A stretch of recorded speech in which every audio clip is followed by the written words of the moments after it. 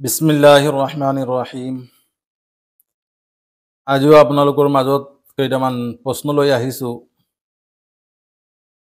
ইনশাআল্লাহ তাৰ উত্তৰ দিয়াৰ চেষ্টা কৰিম। প্ৰথম প্ৰশ্ন হ'ল, নমাজৰ ফৰজ কেইটা আৰু কি কি? তাৰ উত্তৰ হ'ল,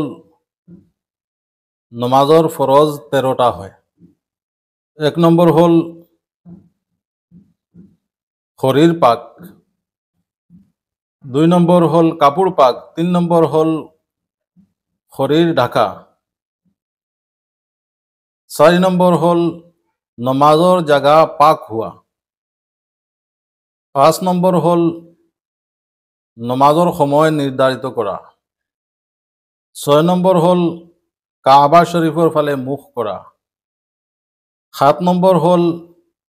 নমাজৰ নিয়ত কৰা, 8 নম্বৰ হ'ল তকবীৰে তহৰিমা কোৱা, 9 নম্বৰ হ'ল কিয়াম অৰ্থাৎ খাড়া হোৱা, 10 নম্বৰ হ'ল কিৰাত পঢ়া, 11 নম্বৰ হ'ল ৰুকু কৰা, 12 নম্বৰ হ'ল সিজদা কৰা আৰু 13 নম্বৰ হ'ল শেষ বৈঠক কৰা। আৰু এটা প্ৰশ্ন হ'ল, নমাজৰ ওয়াজিব কেইটা আৰু কি কি? তাৰ উত্তৰ হ'ল, নমাজৰ ওয়াজিব 14টা। 1 নম্বৰ হ'ল ফৰজ নমাজৰ প্ৰথম 2 ৰাকাতত কিৰাত পঢ়া, 2 নম্বৰ হ'ল ফৰজ নমাজৰ প্ৰথম 2 ৰাকাতৰ বাহিৰে হৰ ৰেকাতত সূৰা ফাতিহা পঢ়া, 3 নম্বৰ হ'ল ফৰজ নমাজৰ প্ৰথম 2 ৰাকাতত ওয়াজিব সুন্নত আৰু নফল নমাজৰ প্ৰত্যেক ৰেকাতত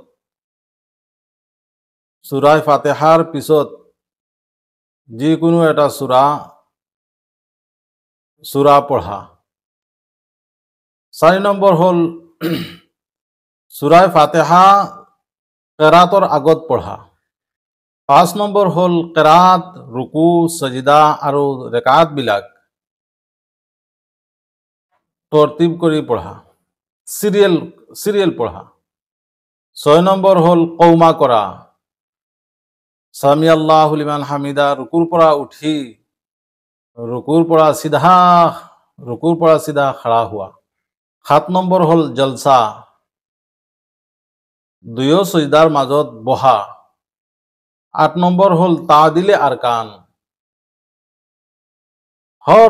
নমাজৰ হৰ ৰুকুন বিলাক ইতমিনানৰ সৈতে শান্তিৰ সৈতে আদায় কৰা, 9 নম্বৰ হ'ল কায়দায়ে উলা, 4 ৰেকাতি নমাজৰ প্ৰথম 2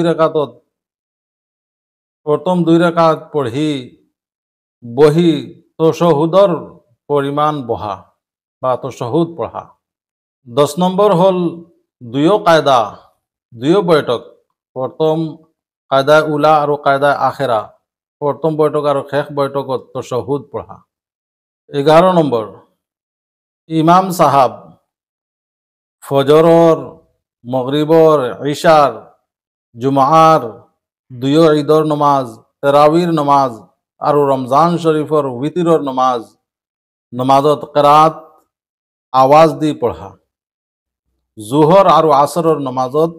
মনে মনে পঢ়া, 12 নম্বৰ হ'ল সলামৰ সৈতে নমাজৰ পৰা ফাৰিগ হোৱা, 13 নম্বৰ হ'ল উইতিৰ নমাজত 3 নম্বৰ ৰেকাতত কুনুতৰ দোয়ায়ে কুনুত পঢ়াৰ কাৰণে তকবীৰ কোৱা আৰু দোয়ায়ে কুনুত পঢ়া, আৰু 14 নম্বৰ হ'ল 2 ঈদত অতিৰিক্ত 6 তকবীৰ কোৱা। ভিডিওটো যিমান পাৰোঁ শ্বেয়াৰ কৰিম, আৰু যদি ইসলামিক কিবা প্ৰশ্ন সুধিবলগীয়া আছে ইনশাআল্লাহ কমেন্টত জনাব, আমি উত্তৰ দিয়াৰ চেষ্টা কৰিম। এটা বস্তু থাকি গৈছিল, নমাজৰ ভিতৰত যিবিলাক ফৰজ আছে, এটা ফৰজ যদি এৰ খাই যায় তে নমাজ নহব, আৰু নমাজৰ যিবিলাক ওয়াজিবাত আছে, এটা ওয়াজিব যদি এৰ খাই যায় বা কোনো মানুহে পাহৰি এৰি দিয়ে, জানি বুজি এৰি দিয়ে, তে নমাজ সজদায়ে সহক কৰিলে নমাজ আদায় হৈ যাব আৰু যদি সজদা সহ নকৰে আকৌ নতুন হিচাপে নমাজ পঢ়িব লাগিব